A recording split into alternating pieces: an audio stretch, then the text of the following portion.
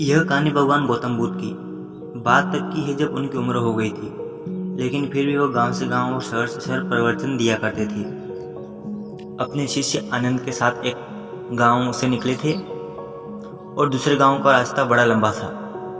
चलते चलते थक चुके थे क्योंकि उनकी उम्र हो चुकी थी, चला भी नहीं जा रहा था और अपने शिष्य आनंद को लगातार कह रहे थे, कोई बात नहीं, पहुंच जाएंगे। चलते रहे।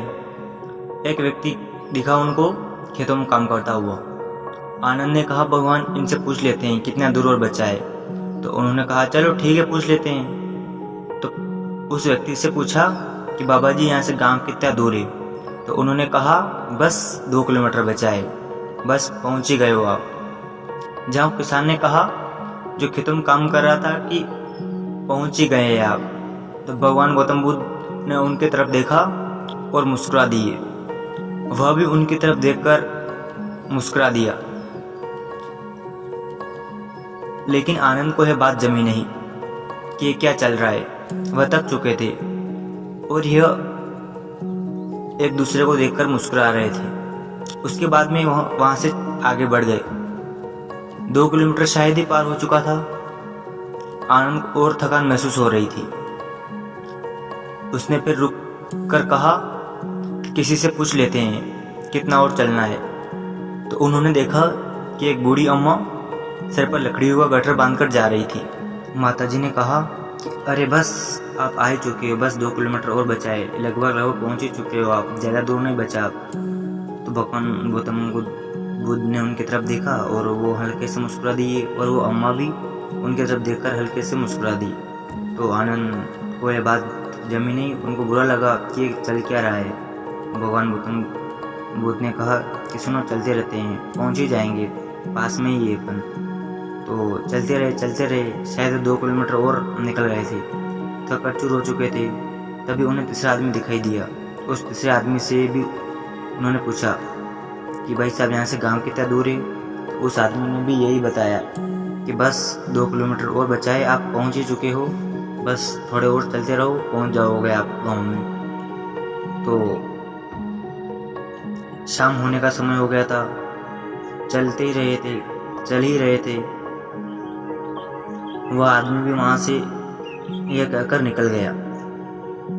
आनंद ने जो झोला पहन रखा था उसने उसे निकाला और जमीन पर पटक दिया और भगवान गौतम बुद्ध से कहा कि गुरुदेव, माफ़ी चाहता हूँ। मुझे मालूम है कि आप कहते हैं उलझ जुलझ सवाल नहीं करने चाहिए, फालतू के सवालों से हमारी ऊर्जा जो है वो व्यर्थ होती है। लेकिन मैं आपसे आज पूछना चाहता हूँ कि आप यह क्या कर रहे हैं। पहला वाला जो देखा, आप उसे देखकर मुस्कुरा दिए। दूसरी वाली जो अम्मा दिखी, आप उन्हें देखकर भी हंस दिए।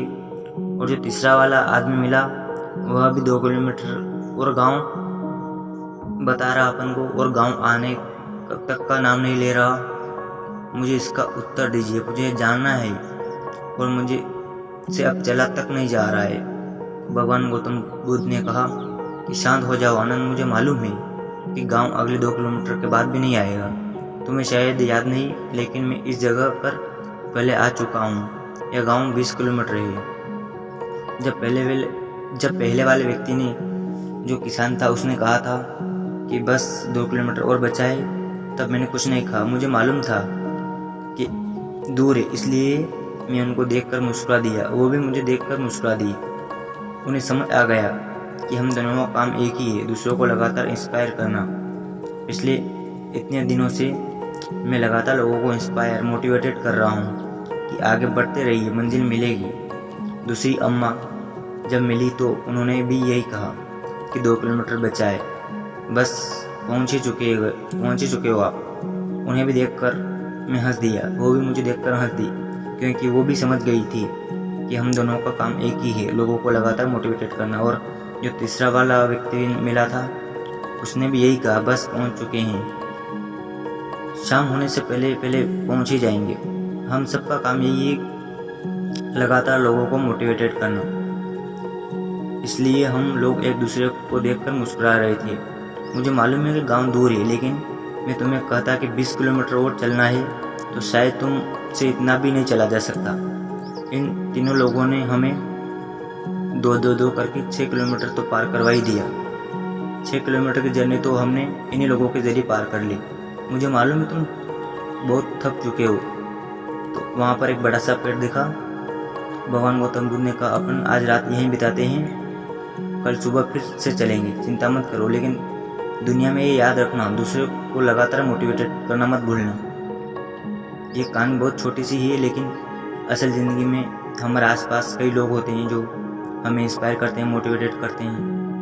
कुछ लोग भी होते हैं जो हमें डिमोटिवेटेड करते हैं। बस आपकी चॉइस आपकी है वो, कि आप कैसे लोगों की संगत में रहना चाहते हैं, आपको कैसा बनना है, डिमोटिवेटेड बनने जैसा या फिर मोटिवेटेड बनना है।